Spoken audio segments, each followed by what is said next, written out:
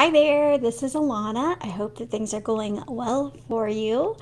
And today we are going to be talking about specific marketing goals that you might decide to set for yourself and marketing resolutions you might want to set for yourself.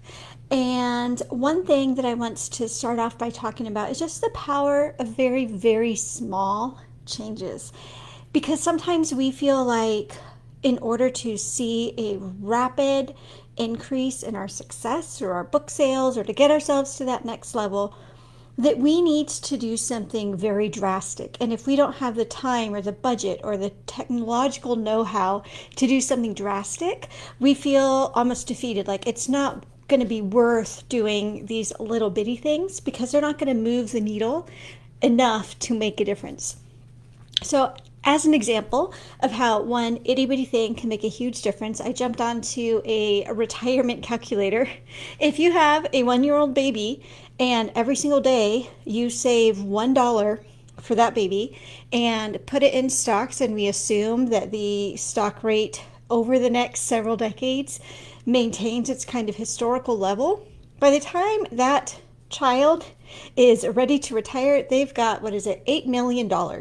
Okay, so a lot of people, what they say is, well, saving $1 isn't enough to do anything. And you're right, you can't do much with $1. I don't even know that you could buy yourself bubble gum anymore with $1. But $1 a day over decades has a huge difference. And so that's what I want to bring into this discussion. So I'm going to be throwing out things that you might want to set as your marketing goals or your marketing intentions or your marketing resolutions. But the real question isn't what's one thing that you can drastically change to have a significant overnight impact on your book sales or your career. Basically, it's what are some areas where you can resolve to make small improvements over the next weeks or months that over time, compounded with other tweaks and minor changes and minor improvements, are going to make a difference for you. So first off, let's talk about some of the things that you can optimize. We talk a lot about optimizing your back matter, especially if you have a series. When your back matter is as optimized as possible, what that does is it means when somebody finishes reading book 1, it is very, very seamless for them to go on to books 2 and 3 and 4 and however long your series is. And then when they get to the end of the series, you have something in your back matter that points them to the next most obvious choice for them to read. And that makes your job so much easier because all you have to do is get them to buy a copy of book 1 or to read a copy of book 1, and the rest takes care of itself. So as an example, before I optimized my back matter for my 9-book series, I made about $6 back on average every time I sold a copy of book 1. And that was with about 30% of people who read book 1 going on to reading and buying books 2 and, all the rest. Don't worry, we're not going to dive deep into numbers. I don't know if you're like me, my brain tunes out when I hear too many numbers. So the takeaway is I started making $6 for every copy of book 1 I sold. I spent some time testing, optimizing my back matters, changing things up, and then all of a sudden now it's over $10 every time someone buys a copy of book 1. So it's, in a way, almost double, right? I don't need to do any more work anymore. The back matter is already optimized. It still takes the same amount of work to get a reader to buy book 1, but I get almost twice the results out of it. So that's an example of how you start something small, you let it compound over time, and it has a huge effect. Now, the day I changed my back matter, it didn't really impact my income.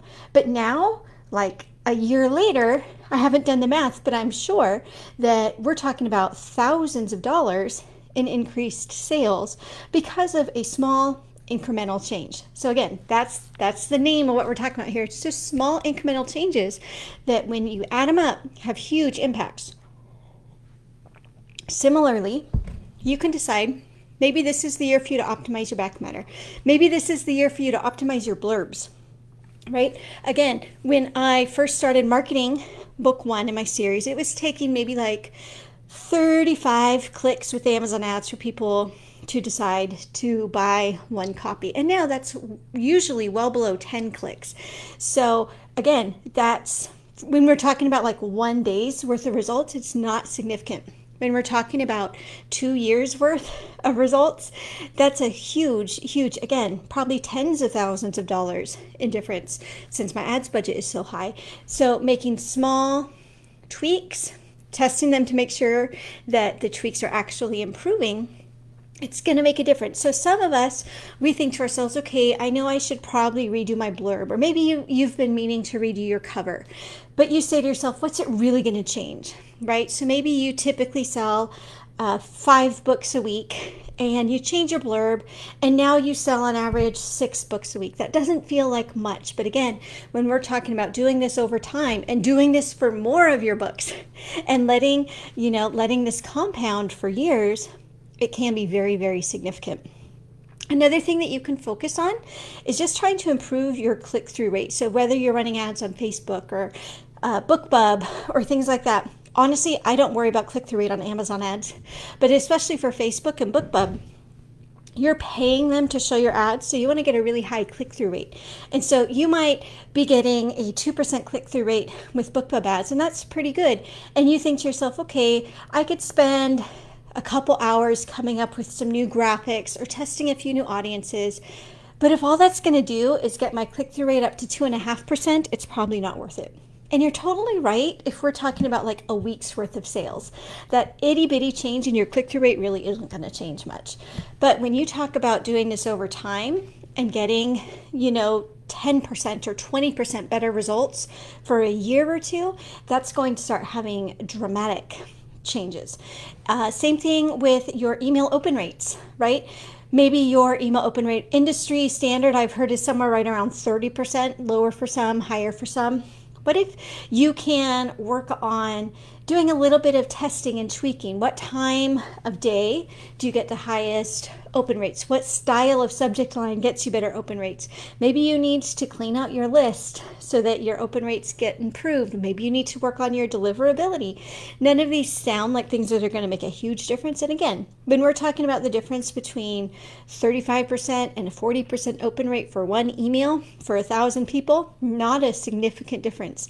But when you take that number and extrapolate it for years, those things do make a difference. So I hope that you feel encouraged. I hope that you feel motivated knowing that you do not need to change up everything right now. You can just pick one of these things, your back matter, your blurbs, the click-through rate on your ads, the open rate in your newsletters. You can pick one thing and decide to spend a little bit of time to work on it.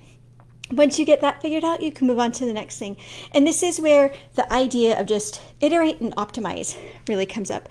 They don't do this podcast anymore, but the phrase came from the people who did the self-publishing show, I believe is what it was called. And they had a book called Iterate and Optimize for Authors. And the idea is sometimes we can trip ourselves up if we think we need to have everything perfect from the get-go. And so, for example, maybe you've really found some great success with redoing your blurbs and you have 50 books in your backlist, and the idea of changing up all 50 of your blurbs is very daunting. Well, don't worry about it.